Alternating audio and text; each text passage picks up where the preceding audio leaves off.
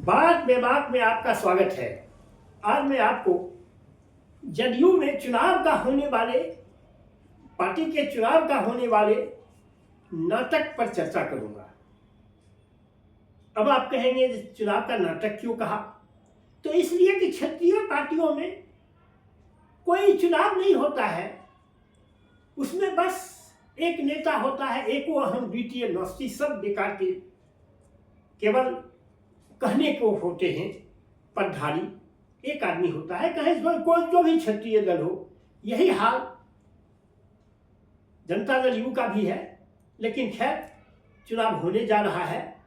अब इस चुनाव में अब नए एक उसने इंटर किए हैं राजनीति में, निशांत कुमार, जो नीतीश कुमार के सुपुत्र भी हैं, पेशे से इंजीनियर हैं, वो प्रवेश किए। परंपरा तो यह रही है पूरे देश में कि क्षेत्रीय पार्टियों में उसका बेटा ही होता है, वह नंबर 2 होता है। लेकिन अब देखना है कि जदयू क्या करती है। जदयू एक आदमी ये से तो पहले ही पल्ला झाड़ चुका है।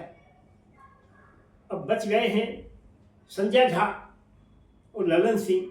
अब देखना है कि नंबर 2 पर कौन आते हैं। अपने पुत्र को लाते हैं, या ललन सिंह आते हैं, या संजय झा आते हैं, या वीर चौधरी आते हैं।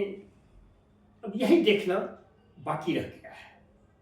अब चुनाव 26 को होने हैं, 22 तक नाम वापस लेने का है।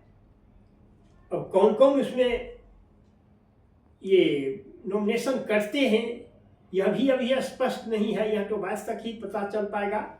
उसके बाद अगर एक ही कैंडिडेट हुए, अगर किसी ने दूसरे ने नॉमिनेशन नहीं किया तो चुनाव नहीं होंगे, निर्विरोध कहे जाएंगे।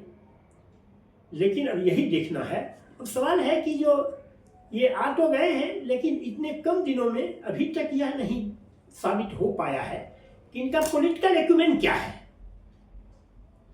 ये पॉलिटिकली कितना एक्टिव हैं और कितना सूझबूझ रखते हैं, यह अभी तक स्पष्ट नहीं हो पाया है। अभी तक तो उन्होंने कोई काम ही नहीं किया है जिससे पॉलिटिकल सूझबूझ का पता चले। तेजस्वी यादव तो डिप्टी चीफ मिनिस्टर रहे, फिर इलेक्शन लड़े, तो इसलिए उसका तो स्पष्ट है। लेकिन उसका तो पॉलिटिकल एक्यूमेंट क्या है यह लोगों पर जाहिर है, लेकिन इनका अभी तक जाहिर नहीं हो पाया है। अब इसी इलेक्शन के बाद देखना है कि वह क्या स्टैंड लेते हैं।